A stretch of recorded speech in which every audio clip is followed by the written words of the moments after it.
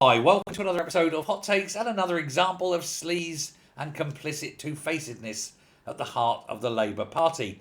Laurie Magnus, who is Keir Starmer's independent, and that you have to wonder, independent ethics advisor, has looked into the case of Rachel Reeves and whether she misled voters about the need for hiking taxes for the second year in a row, and whether she manipulated the market in doing so. Now, the answer is yes, she lied, and yes, she manipulated the market. Both things are patently true. There's no denying this. That actually happened.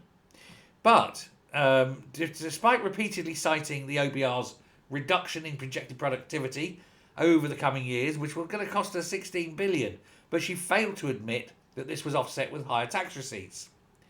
And so it was a lie. We're pretending that we're going to be short, so we have to hike taxes up.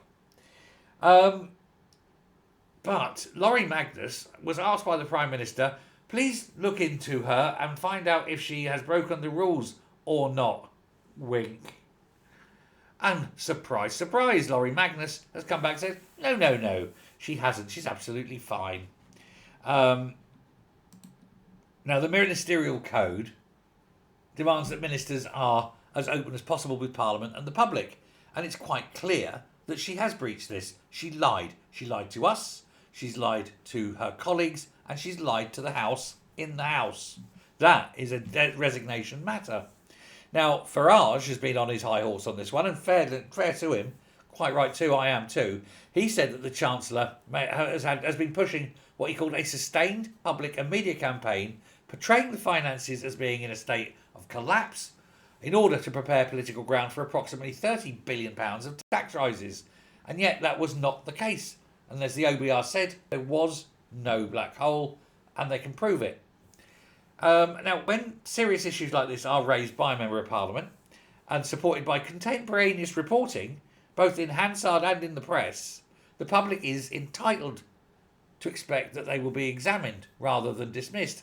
But Laurie Magnus has just dismissed it. He has not examined it. He has not questioned it. He just said the Prime Minister found her guilty and therefore, the Prime Minister found her innocent, and therefore my conclusion as an independent observer is that she is innocent. Isn't that right, Prime Minister? He has now cleared her of wrongdoing, and what's more, he's written to Farage to say he will not be conducting a formal investigation. However, there was, of course, the case of the Financial Conduct Authority also perhaps looking at this because of the effect it's had on shares. However, they've also strangely announced that there'll be no investigation. How odd that the Financial Ombudsman would not launch an investigation. I wonder. Who appoints him? Oh, that's right, the Prime Minister. Yeah. How big and bad is the turd sitting in number 11? Because it's a steaming pile, isn't it? And it's all bullshit. This is a corrupt government protecting its own.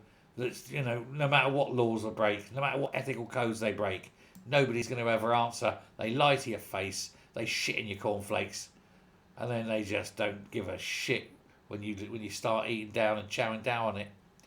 That's what we've got now. Government by diktat that are unanswerable to anyone. Thanks very much.